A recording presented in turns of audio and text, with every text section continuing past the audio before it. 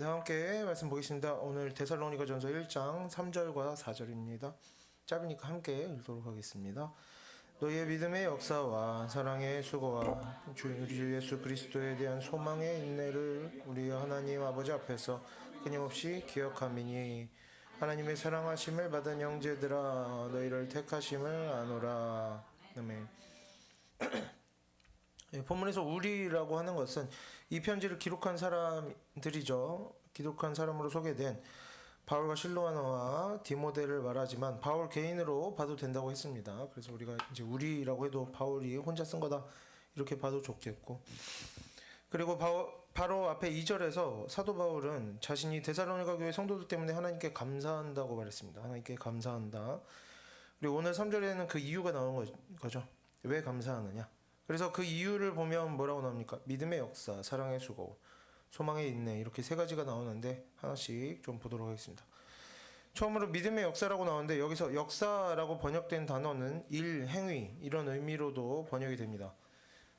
뭐 믿음을 통해서 뭐가 하나님을 믿으니까 하나님께서 막 기적을 이루어 주셨다 이런 게 아니라, 같은 단어를 무슨 뜻이냐? 같은 단어가 등장하는 구절들을 보면서 이 단어가 어떻게 사용되는지 좀 보겠습니다. 디모데전서, 우리가 이전까지 디모데전서 봤으니까 디모데전서 2장 10절을 좀 함께 보도록 하겠습니다. 네, 제가 읽겠습니다. 오직 선행으로 하기를 원하노라. 이것이 하나님을 경외한다 하는 자들에게 마땅한 것이니라. 여기서 같은 단어가 이제 선행이라고 할 때 선한 행위, 행함이라는 의미로 번역이 됐습니다. 그리고 그 다음으로 디모데전서 3장 1절도 보겠습니다. 믿고자 이 말이여 곧 사람이 감독의 직분을 얻으려 하면 선한 일을 사모하는 것이라 하니로다. 네, 여기서도 선한 일을 사모한다 이렇게 나오죠. 일이라는 의미로 번역이 되었습니다. 하지만 뭐 사실 선한 일을 한다, 선한 행위를 한다 뭐 차이가 없다고 봐도 좋겠죠. 단어도 같은 단어고. 그래서 오늘 본문의 내용도 마찬가지입니다. 믿음의 역사라는 것은 내가 뭔가 믿으니까 하나님께서 기적 일으켜 주셨다 이런 역사가 아니라, 믿음을 가진 사람이 어떻게 하는 겁니까? 자신이 믿는 믿음대로, 하나님께서 말씀하신 대로 자신이 믿는 하나님의 말씀대로 말하고 행동하고, 그런 믿음의 내용에 일치하는 행함을 말합니다. 여기서 우리가 잠깐 이 행함이라는 단어, 본문에서 역사라고 나온 단어에 대해서도 조금 짚고 넘어가면 좋겠습니다. 성경의 어떤 본문에서는 행함은 믿음과 반대되는 것으로 설명을 합니다. 우리가 행위로 구원받는 것이 아니라 믿음으로 구원받는 것이다. 어떤 열매가 나타나는 것도 사람의 행위로, 사람의 열심으로 되는 것이 아니라 하나님의 능력으로, 하나님의 은혜로 이루어지는 것이다. 이런 내용도 많이 나오죠, 성경에. 왜냐하면 그런 잘못들을 많이 하기 때문이죠. 자신이 행함으로 뭔가 대단한 일들을 이루어가고 구원을 이루어가려고 하는 내용들도 있기 때문에 이런 내용이 나오지만, 또 한편으로는 진실된 믿음에는 항상 행함이 동반되어야만 한다는 내용도 많이 나옵니다. 행함이 없는 믿음은 죽은 믿음이다. 행함이 없는 믿음은 열매가 없다. 구원에 이르지 못한다. 거짓 믿음이다. 이런 내용도 많이 나오죠. 그래서 우리가 행함, 행위 이런 단어에 일방적으로 거부감을 가지고 관련된 모든 내용들을 무조건 비판하는 식의 태도도 버려야 할 것입니다. 각각의 상황에 따라 맥락에 맞게 성경을 읽고 이해할 줄 알아야겠습니다. 편파적인 한쪽에 치우친 태도를 버려야겠죠. 이런 건 항상 문제였죠. 한쪽에 치우친 태도는 성경에서 언제나 문제가 되는 것이었고, 우리가 각각의 상황에 따라 이렇게 성경을 이해해야 되겠고, 실제 우리 신앙생활에서도 어떻겠습니까? 이런 행함을 무조건 비판적으로만 생각해서도 안 될 것이고, 그렇다고 행위 구원론으로 지나치게 치우쳐서도 안 될 것입니다. 각각의 상황과 맥락의 미묘한 차이에 따라서 우리가 그때그때 분별을 해내야 되는 것입니다. 그리고 그에 맞는 태도를 가져야 되는 것이죠. 당연히 이런 문제는 쉽지 않습니다. 어렵습니다. 하지만 본래 하나님의 말씀이란 쉽지가 않은 것입니다. 그 깊이가 끝이 없고, 어린아이도 예수 그리스도를 믿고 구원에 이를 수 있습니다. 이 복음의 핵심은 너무나 단순하고 간단하고 쉽죠. 하지만 하나님의 크심과 하나님의 뜻의 그 깊이는 무한한 것입니다. 우리가 그것을 알아가려고 하면 끝이 없고 영원토록 배우고 알아가도 완전히 알 수 없는 것임을, 성경은 이렇게 쉽고 단순하기도 하지만 어렵고 복잡하기도 한 것임을 우리가 기억하고 좀 시간이 나는 대로 하나님의 말씀에 대해서도 알아가려고 계속해서 노력했으면 좋겠습니다. 다시 본문으로 돌아가서 그러면 왜 지금 사도 바울은 데살로니가 교회의 성도들에게 이런 믿음의 역사가 나타난다라고 말하느냐? 지금 이 편지가 기록될 당시에 데살로니가 교회가 있는 데살로니가 지역에서는 그리스도인들을 향한 핍박이 계속되고 있다고 말했었습니다. 그리고 상황이 좋지 않았기 때문에 믿음이 부족한 사람들과 진실된 믿음을 가진 사람들이 확실하게 구별될 수밖에 없었던 것이죠. 이런 것입니다. 우리가 결핍이 없는 상황에서는 누가 어떤 상태인지 분별하기 어렵습니다. 예를 들면 어떤 공동체 안에서 사람들이 다 친절하고 서로 예의 바르고 사랑스러운 사람들이라면 누가 거기 가든지 서로 사랑하는 일은 그렇게 어렵지가 않습니다. 아무 믿음이 없어도 서로 사랑할 수 있는 거죠. 왜? 사랑을 왕창 받으니까 나도 사랑할 수가 있는 겁니다. 하지만 뭐 그 마음에 사랑이 많든지 적든지 잘 지내기 어렵지 않은 거죠. 하지만 팍팍한 사람들이 많은 환경에 던져질 때 그때 우리는 우리 마음에 사랑이 많은지 적은지 확인할 수 있게 되는 것입니다.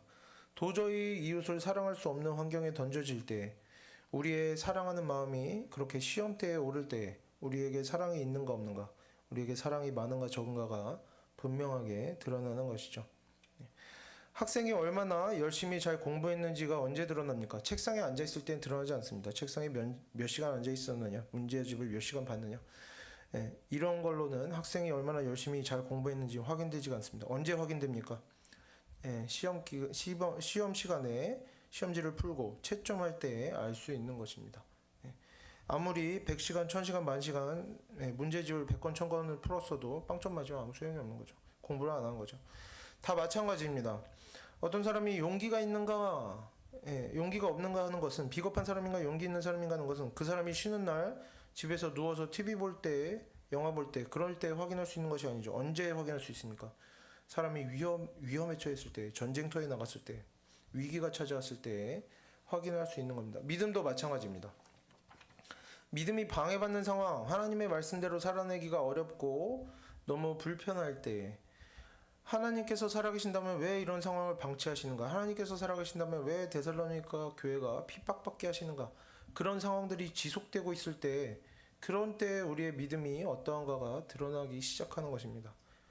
그런데 이제 지금 데살로니가 교회 성도들 중에는 많은 사람들이 여러 가지 고난이 있는 중에도 죄 짓는 길로 빠지지 않고 믿음을 버리지 않고 하나님의 말씀대로 살면서 믿음을 지켰던 것입니다.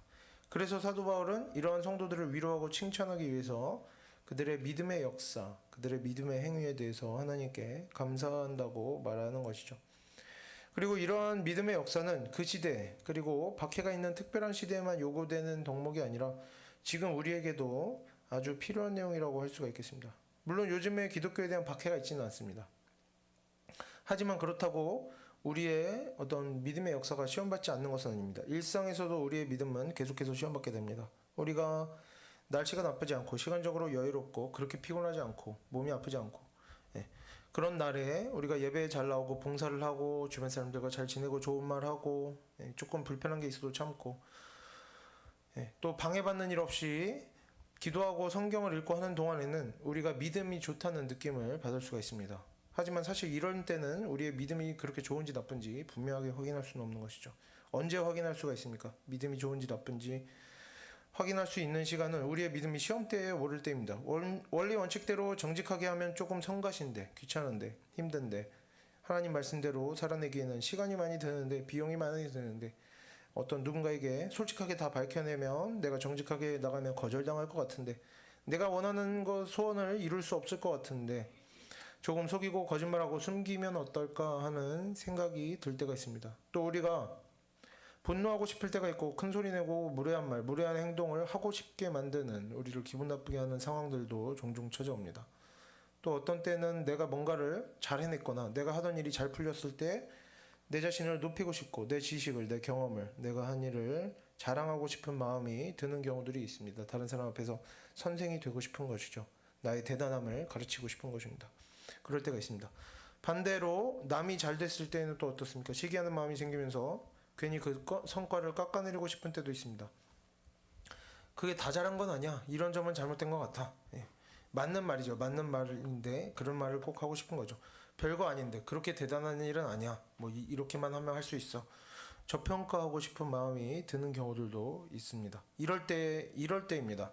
악한 말들이 악한 행동들이 마음으로부터 솟아나는 때에 우리가 그 악한 마음을 따라 마음 가는 대로 할 것인가, 아니면 우리의 마음을 떨쳐내고 하나님 말씀대로 죄를 멀리할 것인가, 이런 선택의 순간이 찾아올 때, 이때가 바로 우리의 믿음이 시험대에 오르는 때인 것이죠.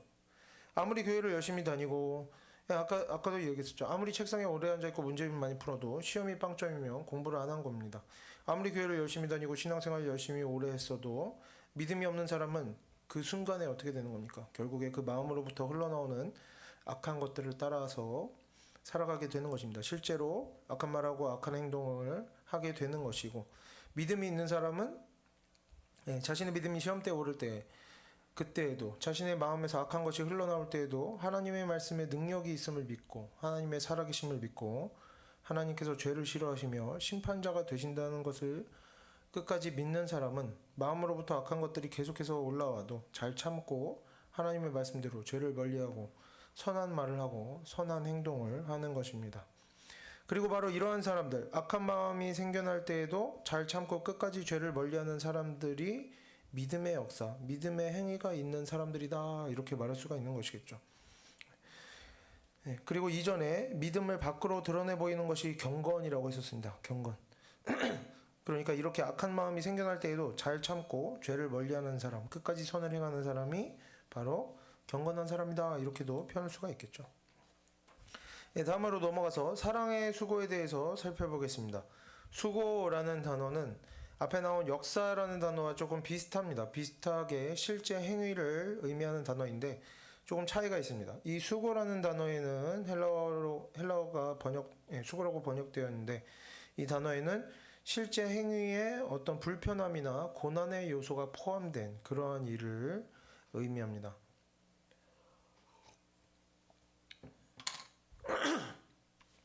뒤쪽에서 자세하게 살펴볼 내용이지만, 이제 뒤쪽으로 가면 주변의 성도들이나 다른 사람들이 베푸는 어떤 사랑, 호의, 도움을 이용해서 이익을 얻으려고만 하면 안 된다. 스스로 일을 하고 다른 사람에게 의존하지 않는 인생을 살아가야 한다고 충고하는 내용들이 나옵니다. 이제 뒤쪽에 가서 자세히 보고. 그래서 사도 바울은 지금 이렇게 다른 사람들이 그러한 사랑을 이용하는 일이 생기면서 성도의 사랑의 수고가 제대로 된 열매를 맺지 못했다, 그런 것을 이제 나중에 뒤쪽에서 비판하는 것이죠.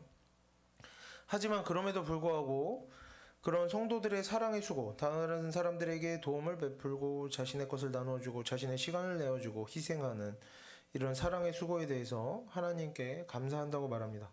물론 여기서 사도 바울이 감사한다고 해서 이대로 문제가 없다, 다른 사람들이 나를 이용한다고 하더라도, 그저 사람의 이익을 위해서 이용당하고 선한 열매는 하나도 없게 된다고 하더라도 나는 그냥 선한 마음으로 선한 일하고 도움 베풀면 다 된 것이다, 이런 의미는 아닙니다. 우리가 오해하면 안 되겠고, 이런 것이 괜찮은 일이 아니기 때문에 사도 바울이 이제 뒤에 가서 또 이야기를 하는 것이죠. 그리고 우리도 선을 행할 때, 실제로 우리가 선을 행할 때도 어떻습니까? 악한 사람들에게 유익이 되어서 악한 사람들이 편하게 즐겁게 잘 살면서 계속해서 악한 말하고 악한 행동하면서 하나님 앞에서 범죄하는데 우리가 일조하는, 우리가 그들에게 도움을 주는 일이 없도록 해야 되는 것입니다. 하나님께서 우리에게 주신 시간과 자원과 능력들이 쓸데없이 낭비되는 일이 없도록 잘 관리해야 되는 것입니다. 성경에 뭐라고 나옵니까? 달란트를 받았으면 땅에 묻어두면 안 된다, 죄를 짓는 것이죠. 장사에서 이익을 남겨야 된다라고 했었죠. 그래서 우리는 언제나 하나님께 지혜를 구하면서 선을 행해야 됩니다. 신중하게 선한 것과 악한 것을 분별하고, 선한 사람 악한 사람을 분별하고, 중요한 것과 쓸모없는 것을 분별하도록, 유익한 것과 낭비되는 것을 분별하도록 해야 하는 것입니다. 하지만 어쨌든 사도 바울은 이런 충고를 하기 전에 그래도 분별이 잘 되지 않았을지라도 자기 나름대로 좋은 마음으로, 이웃을 사랑하는 마음으로 힘들고 불편한 것을 참고 선한 일을 하고 있던 데살로니가 교회 성도들을 우선적으로 칭찬합니다.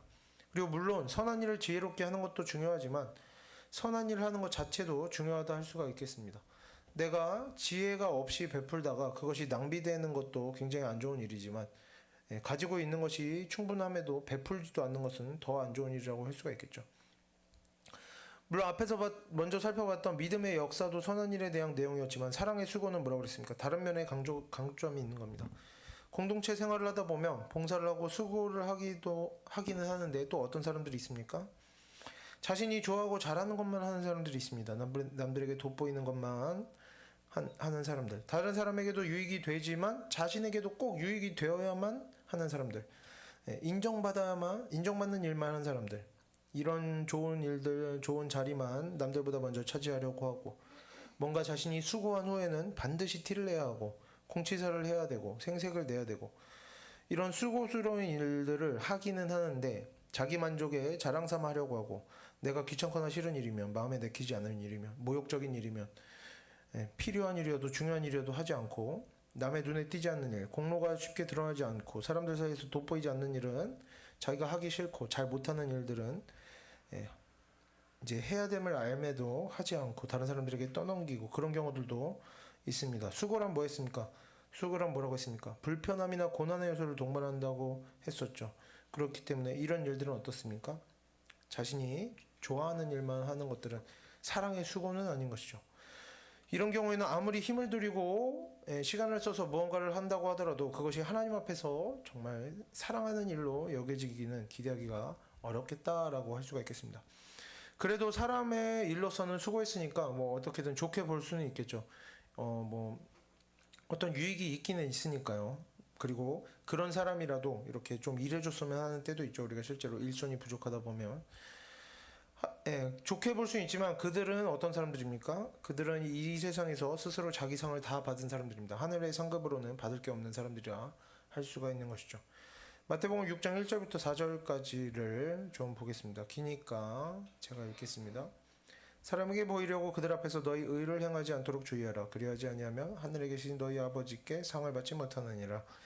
그러므로 구제할 때에 외식하는 자가 사람에게서 영광을 받으려고 회당과 거리에서 하는 것 같이 너희 앞에서 나팔을 불지 말라. 진실로 너희에게 이르노니 그들은 자기 상을 이미 받았느니라. 너는 구제할 때 오른손이 하는 것을 왼손이 모르게 하여 내 구제함을 은밀하게 하라. 은밀한 중에 보시는 너희 아버지께서 갚으시리라. 이런 사람들이 언제나 어디에나 있다는 겁니다. 신약 시대에도 있고 지금도 있다는 거죠. 선을 행할 때 어떻게 하는 겁니까? 선한 일이라 남들에게 도움이 필요한 그런 일을 행하면서도 무엇을 신경 씁니까? 누가 나를 봐주나를 신경 쓰는 것이고, 심지어 여기를 보면 구제할 때도 어떻게 한다는 겁니까? 누가 나를 봐주는가, 누가 나를 알아주는가, 이런 것들을 신경 쓰는 것이죠. 이렇게 의를 행함이 있고 구제함이 있어도 그 모든 일들이 자신을 높이기 위한 일이 되고 자기 만족을 위한 일이 된다면 그들은 사람들에게 칭찬을 받을지라도 하나님께 상을 받지 못한다고 성경에서는 분명하게 말하고 있습니다. 그래서 결국에 진정한 사랑은 뭡니까? 수고함으로 불편함과 고난 중에 행하여지는 것이라고 할 수가 있겠습니다. 그때 드러난다는 거죠. 내가 불편함이 나에게 가까이 있을 때, 고난이 나에게 가까이 있을 때 그것을 감당하느냐 감당하지 않느냐, 이런 것들이 우리에게 어떤 사랑이 시험대에 오르는 때라고 생각할 수가 있겠습니다. 성도가 가진 사람을 사랑하는 마음은 이럴 때에 드러나는 것입니다. 사랑스럽지 않은, 그래서 사랑할 수 없는 그런 사람들 사이에 있을 때, 내가 모욕당할 때, 내가 고통당할 때, 거기에서 우리가 어떤 말을 하고 어떤 행동을 하는가, 이것을 통해 우리의 마음 안에 사람 사랑하는 마음이 있는가 없는가가 드러나는 것입니다.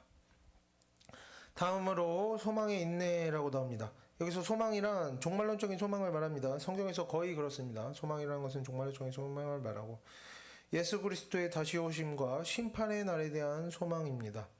또 인내는 일반적인 어려움을 참는 것을 의미하는 말이 아니라 이제 연결시켜서 어떻게 됩니까? 그리스도인으로서 만나게 되는 어려움과 고통을 참고 견디는 것을 말합니다. 내가 운동하는데 너무 힘들어. 이런 고난을 이런 인내를, 운동하는데 힘든데 잘 참고 하는 것, 이런 인내심, 내가 인내심이 좋아서 막 이런 거 한다, 이런 게 아니죠. 그리스도인이기 때문에 만나는, 하나님 말씀대로 살기 때문에 만나는 어려움과 고통들을 견뎌내는 것이 오늘 말하는 인내라고 우리가 이해해야겠습니다.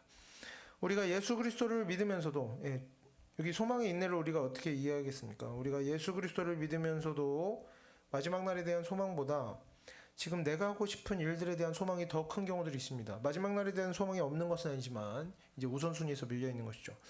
그런 경우에 우리는 뭔가 내 뜻대로 이루어내기 위해서 어떻게 하는 겁니까? 마지막 날의 소망보다 지금 내 소원이 더 중요한 것입니다. 그래서 이것을 이루어내기 위해서 거짓말도 하고, 화도 내보고, 악한 말도 해보고, 악한 행동도 해보고 하게 되는 것입니다. 하지만 이 땅에서의 소망보다 지금 내가 이루고자 하는 일보다 마지막 날에 대한 소망이 더 큰 사람은 어떻습니까?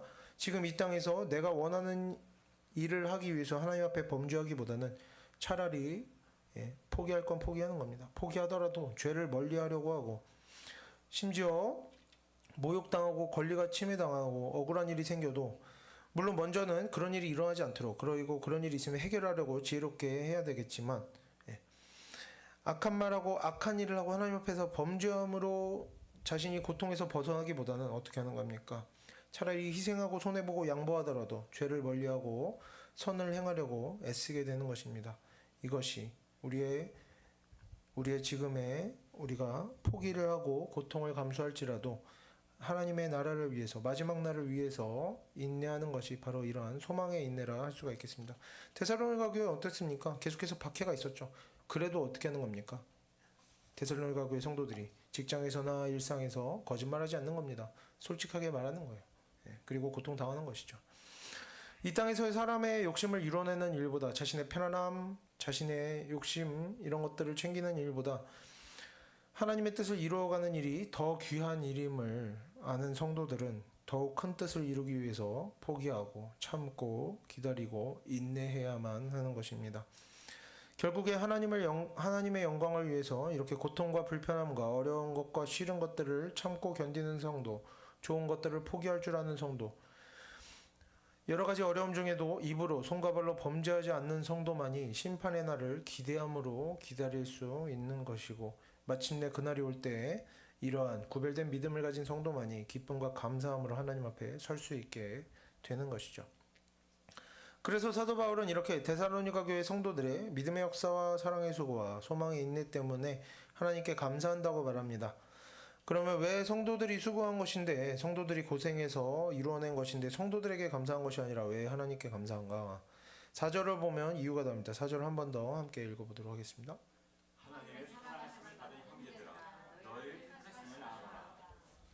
성도들에게서 믿음의 역사와 사랑의 수고와 소망의 인내가 나타날 수 있었던 것은 그들이 노력했기 때문이 아니라 그들이 하나님의 사랑하심을 받았고 택하심을 받았기 때문이다라는 것입니다. 그래서 결국에 뭡니까? 하나님께 감사하다라는 것이죠.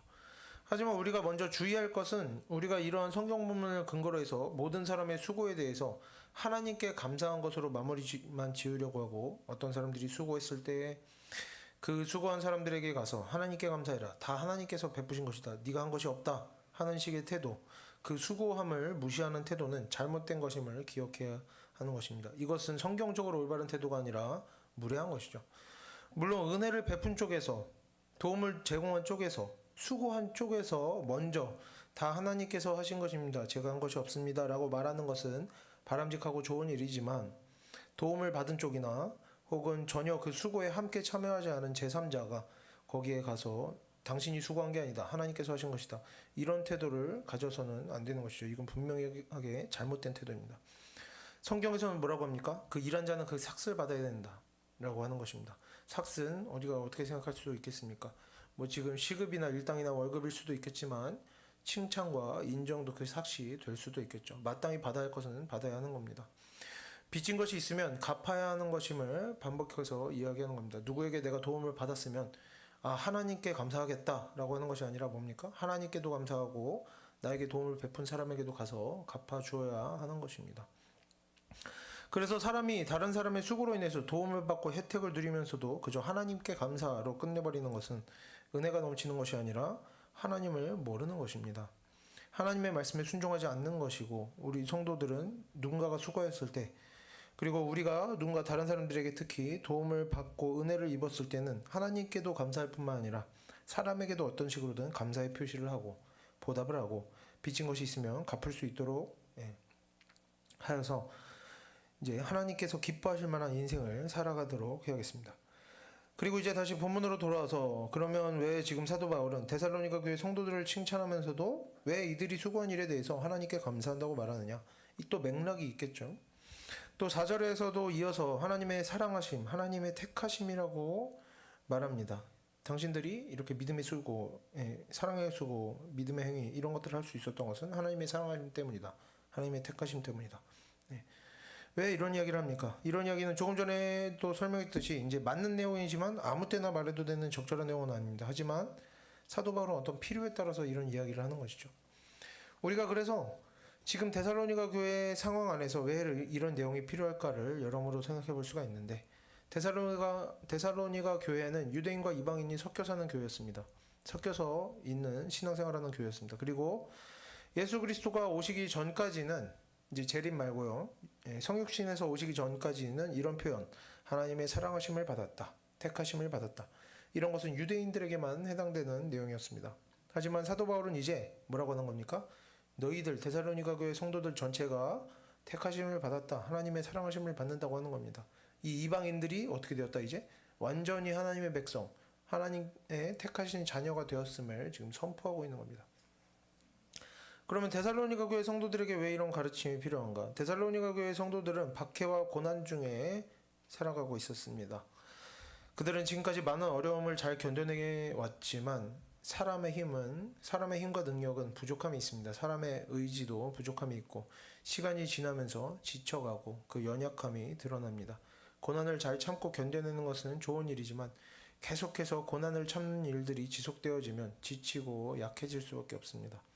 하지만 사도 바울은 지금까지 그들이 자신들의 신앙을 지켜온 일들이 사람의 능력으로 한 일이 아니라 하나님의 능력으로, 하나님의 사랑하심으로, 하나님의 택하심으로 이루어진 일임을 고백하며 하나님께 감사한다고 말합니다. 왜 이런 고백을 합니까?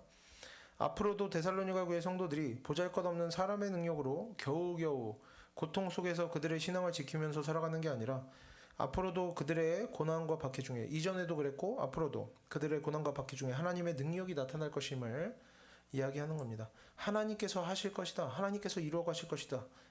하나님의 사랑이 역사하실 것이며 하나님께서 믿음을 새롭게 부어주실 것이고 하나님의 택하심이, 하나님의 사랑하심이 계속해서 드러날 것이다. 선포하는 것이죠.